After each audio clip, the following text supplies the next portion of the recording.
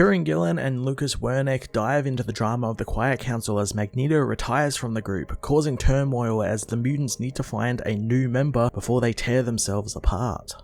Kieran Gillen moves us into the next phase of the Krakoa era with an issue that surprisingly was Mr. Sinister focused as we follow him around during a time of turmoil in the Quiet Council. It was a fantastic choice for a POV character since Sinister is so much fun and I love how much glee he takes in everyone's suffering. And what's even better, he has a new ability to know what is going to happen before it happens, having seen the future, so he just sits back and watches the fireworks fly as the council kind of tear themselves apart and try and figure out who to fill Magneto's spot with. The reveal on how Sinister does this, thanks to having cloned Moira McTaggart and weaponized her X gene, was such a great reveal, and most of it is still yet to be revealed on the specifics of why he's doing this and to what end, but I'm very much looking forward to the reveal of that over the next coming issues. Thanks to this being based around the council, it is incredibly wordy and a dialogue heavy issue with lots of moving parts and lots of people with different agendas and whatnot, and I know there is a certain group who hate that in comics, so they won't like this, but I love seeing all of this drama and intrigue and all the stuff the Krakoan era has done, from the Hickman stuff to what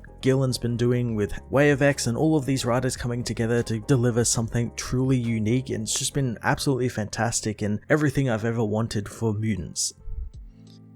Lucas Wernick captures the council's drama really well, having a lot of fun with Sinister and his reactions to everything he already knows, as well as keeping the dialogue heavy pages colourful and interesting to look at with some really cool new designs for some of the characters.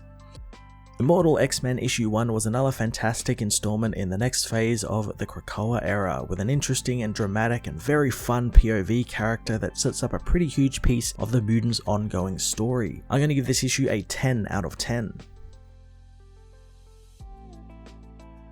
Immortal X-Men issue 1 heads to 1919 where Mr. Sinister meets with Irene Adler, who tells him to stop whistling, but the man says the tune he's whistling was debuted 20 years ago today. Adler is aware since she was there and she had a seizure, making Sinister realize it was her on stage having the seizure during the performance, thinking that it was an average weak woman. He wonders what it was about the song called Nimrod that disturbed her so much, so Irene says that it was because there's a war coming. Sinister knows there is one coming and they need to choose sides, thinking they should be on the winning side, but Irene knows that ethics needs to be considered, but she is there to tell him that the war will change everything, and while he's an evil man, their fates are joined. She whispers something to him, causing him to cough up a black liquid before falling over dead, his final words pointing out that she is a ghost. Raven appears, wondering if Irene was expecting that, but she wasn't, but knows she should have. She hopes that Raven trusts her, and Raven knows that if the world ended, her trust would endure, since that's what they have, and it's immortal. The women head off into the park with Irene saying that she wants to tell her what happens, but begs Raven that it won't come to that. On present day Krakoa, Mr. Sinister heads up to his secret lab, wanting to see how the X gene he is working on is holding up, finding it's working well under his intense tests, offering him some new iterations. He notices there's been 25 logs, meaning he is on his 26th Sinister clone, looking over the messages and finding today will be a big one, reminding himself to act surprised when the truth finally comes out in the council meeting. Later on at the Quiet Council, Magneto announces that he'll be stepping down from the council and retiring from Arakko, something Sinister knew was going to happen, using the event to survey his peers' responses. He notices how Xavier seemed to expect it coming, and Magneto seemed to be talking directly to the man, as Emma doesn't care for that after learning Eric and Xavier's plans, making her filled with rage, focusing her mind instead on the council and not the useless men in it. Sebastian Shaw finds it amusing as Sinister knows that he's under Emma's thumb, while he knows that Kate is trustworthy but anchored by ethics, but she won't realize how bad things are on the council until it's too late. Exodus meanwhile finds himself filled with contempt, and Sinister knows that he is petrified of the mutant thanks to him being a religious nutter as well as a very powerful one. He knows that Storm isn't surprised about this, and she doesn't like him all that much since he used to be a huge racist until he excised that bit of his personality, knowing it is a weakness and all beings other than him are lesser than, so why why differentiate? Sinister also reveals that he knows Colossus is a compromised Russian spy under mind control and that Nightcrawler is busy dealing with his religion, although he seems to be keeping an eye on everything. Sinister knows Mystique though is very much a player in this game, as is her wife Destiny, who is seemingly back from the dead. He remembers to act surprised, making a huge scene over the retiring Magneto as Xavier hopes that he will reconsider, but Eric refuses to, knowing that he's done what he can as a council member and he can serve better elsewhere. Exodus thinks that he's abandoning their cause, but Emma stokes the fires, telling them that Eric and Charles have been playing secret power games with one another, thinking that this is some type of performance. Eric knows that he's given everything to mutant kind, but Emma knows that yet he still is quitting and his legacy will be him deceiving the council. She votes for Magneto to be relieved of his duties immediately, and the vote comes down against Magneto, who takes his leave to be more at home with the Arachai, knowing if they come at him with a knife, at least it will be from the front. Emma of course continues to have the last word, telling Eric to save the self-pity since this is all his doing. Auditions for new council members begin, with Angel, Penance, Gorgon, Vulcan, Abigail Brand, and Beast submitting themselves for voting, as Kate talks about how Beast and Abigail used to date, and how Beast used to be fun before all of the war crimes, but now he can barely tell him apart from Brand, wondering if they both went through the bad breakup together with one another. Nightcrawler wonders if Legion should be on the council, but Xavier doesn't want him near them, also asking Namor, but once more his ego got in the way. He thinks that maybe an Arachai would give a unique outsider perspective, but Storm knows that none of her people are interested in taking the seat without a fight. Kate asks if Cypher would be interested, but he and Krakoa are not, since that would compromise everything. Sinister takes his leave, wanting nothing but the best for the council, as elsewhere the Five bring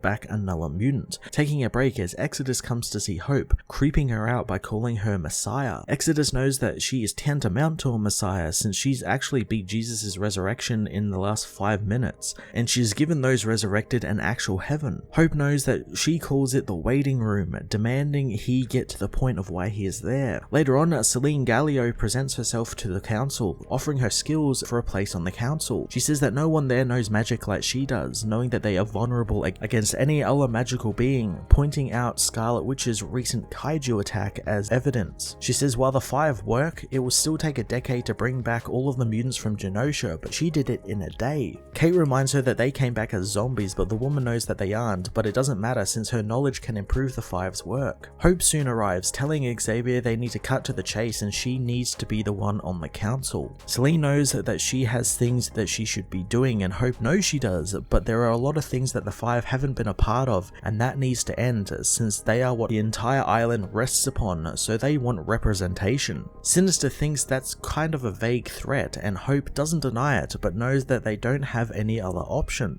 Xavier dismisses Celine, who becomes angered knowing that she has sacrificed so much for Krakoa and her ancestors' bones were even used to make the external gate that reached Arakko, and the only reason the Arachai were there were because of her peers. She angrily leaves, outrightly threatening them as Nightcrawler wonders maybe they should respond to it, but Sinister tells him not to mind it since she's just full of air and doesn't have any power. Emma wants to choose Hope for the seat as Sinister knows that Exodus is also pushing for her, meaning the Hellfire votes will all be in favor of Hope, and Mystique and Destiny will vote for Hope as well, since Destiny was brought back by her, but everyone else will vote against. The vote is soon cast, but Destiny votes no, something Sinister didn't see coming, wondering if Irene knows, as Storm also votes no. Sinister stops them, changing his vote after feigning thinking about it for a moment, keeping the vote in favor of Hope.